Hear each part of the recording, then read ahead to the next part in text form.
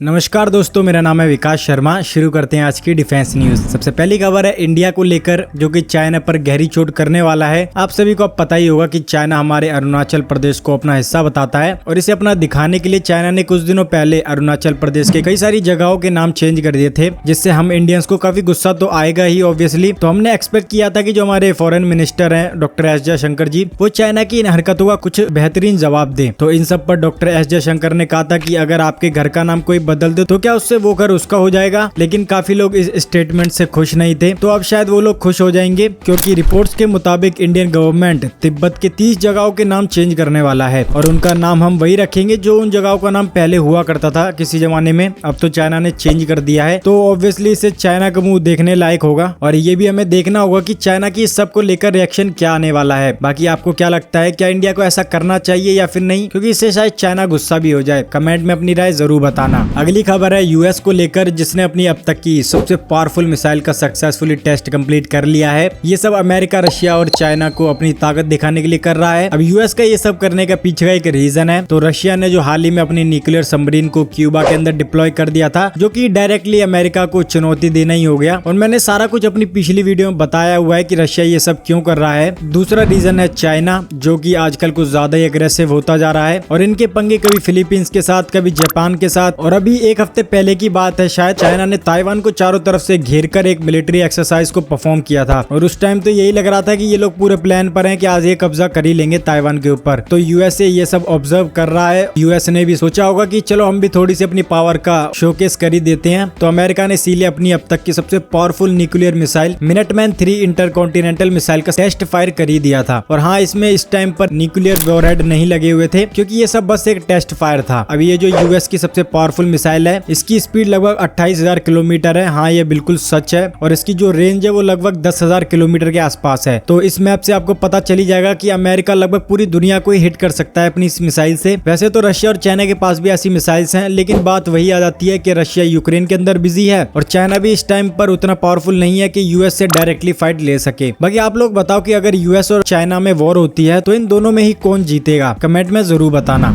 इन्हीं सब चीजों को देखकर लग रहा है कि एक नई जंग की भी तैयारी चली रही है। तो दरअसल रशिया पर और ज्यादा प्रेशर डालने के लिए नाटो अपनी 3 लाख की सेना को यूरोपियन कंट्रीज के बॉर्डर पर डिप्लॉय करने जा रहा है। और इन स्टेप से तो यही लग रहा है कि नाटो रशिया से वॉर के मूड में है, क्योंकि ये सारे सैनिक उन देशों में तैनात होंगे जो देश रशिया से अपना बॉर्डर शेयर करते हैं। और नाटो ने इसके लिए 5 रूट्स का प्लान बनाया है। जैसे पहले रूट में नेदरलैंड, जर्मनी, पोलैंड है। सेकंड में इटली, स्लोवानिया, क्रोशिया। थर्ड में ग्रीस, बुल्गारिया और रोमानिया। फोर्थ में टर्की, बुल्गारिया और रोमानिया। और लास्ट में नॉर्वे, स्वीडन और फिनलैंड है। ऐसे करके ये लोग अपनी आर्मी को तैनात कर देंगे। सच बताऊं ना तो ये कोई रूट नहीं है, बल्कि टेम्परेरी कॉरिडोर है। और इन सब रूट्स के जरिए नाटो अपनी आर्मी को मूव कर देगा रशिया के बॉर्डर पे बड़े ही इजीली। अब इस टाइम पर माहौल तो बहुत ज्यादा गर्म हो रखा है पूरे यूरोप के अंदर। अगर रशिया को किसी भी तरह का थ्रेट महसूस हुआ तो मॉस्को न्यूक्लियर बम को यूज कर देगा, वो भी 1 सेकंड के अंदर। और ये बात खुद पुतिन ने क्लियर कर रखी है। और ऐसे होने के चांसेस वैसे तो काफी ज्यादा कम है, फिर भी हम कुछ कह नहीं सकते इसके बारे में। लेकिन आप लोग एक काम जरूर कर सकते हो, तो वो है वीडियो को लाइक करना और चैनल को हमारे सब्सक्राइब करना यार, ताकि हम आपके लिए ऐसी न्यूज लाते रहें, वो भी जल्दी से जल्दी। मोदी जी की भी 3rd टर्म शुरू होते ही defence ministry full action mode में आ चुकी है। अब ये लोग भी चाहते हैं कि जो इंडिया है वो मिलिट्री वाइज मॉडर्नाइज हो पाए, हमें किसी और पर निर्भर ना होना पड़े और इंडिया मेक इन इंडिया के वेपन्स को यूज बढ़ा पाए। और ऐसा होता हुआ दिख भी रहा है, क्योंकि मोदी 3.0 के आते ही डिफेंस मिनिस्ट्री L&T से 100 K9 वज्र आर्टिलरी गन्स को लेने की फुल तैयारी में है। और शायद ये डील अगस्त तक डन भी हो जाएगी। अब ये मूव इसलिए भी चला गया है कि अगर बॉर्डर पर पाकिस्तान एक गोली चला दे तो हमारी तरफ से लगभग 10 शॉट तो फायर होने ही चाहिए। और K9 वज्र गन तो वैसे भी आर्मी के लिए बेस्ट है, क्योंकि आर्मी पहले से यूज्ड हो चुकी है इन आर्टिलरी गन से। अब इंडिया इन आर्टिलरीज को LAC के जो हाई एल्टीट्यूड एरियाज है उन पर तैनात करेगा चाइना के बॉर्डर के पास। और पाकिस्तान के एरिया में भी हमारा पूरा प्लान है इन्हें डिप्लॉय करने का। उम्मीद सबको यही है कि मोदी 3.0 के 100 दिनों के अंदर हमारी आर्मी, नेवी और एयरफोर्स को क्या कुछ नया मिलने वाला है, जो कि काफी ज्यादा एक्साइटिंग होगा देखने के लिए। अगली न्यूज है पाकिस्तान को लेकर, जो कि न्यूक्लियर सबमरीन के मूड में है, ताकि ये लोग इंडिया से कम्पीट कर सकें। इनकी चाइना से पूरी बातचीत तो चली रही है हैंगोर क्लास सबमरीन के लिए। बाकी पाकिस्तान के जो एक रिटायर्ड वाइस एडमिरल है अहमद सैयद, उनका कहना है कि अगर हमें इंडिया से कम्पीट करना है तो चाइना की हैंगोर क्लास वाली सबमरीन बेस्ट होगी पाकिस्तान के लिए, क्योंकि ये हाइब्रिड सबमरीन है जो कि पाकिस्तान का गैप फिल करेगी डीजल, इलेक्ट्रिक और न्यूक्लियर पावर्ड सबमरीन के बीच में। अभी के टाइम पर पाकिस्तान खुद की सबमरीन नहीं बना पाता, उसके पास ऐसा इंफ्रास्ट्रक्चर और टेक्नोलॉजी नहीं है। वैसे इनके पास तो आटा भी नहीं है, लेकिन इन्हें न्यूक्लियर पावर्ड सबमरीन चाहिए। अब पता नहीं क्या होगा इनका। वैसे तो कुछ टाइम बाद पाकिस्तान नाम का कोई देश ही नहीं रहने वाला, तो क्या ही फायदा इतनी मेहनत करने का। बाकी यार ये वीडियो यहीं तक थी, मिलते हैं अगली वीडियो में। जय हिंद, वंदे मातरम।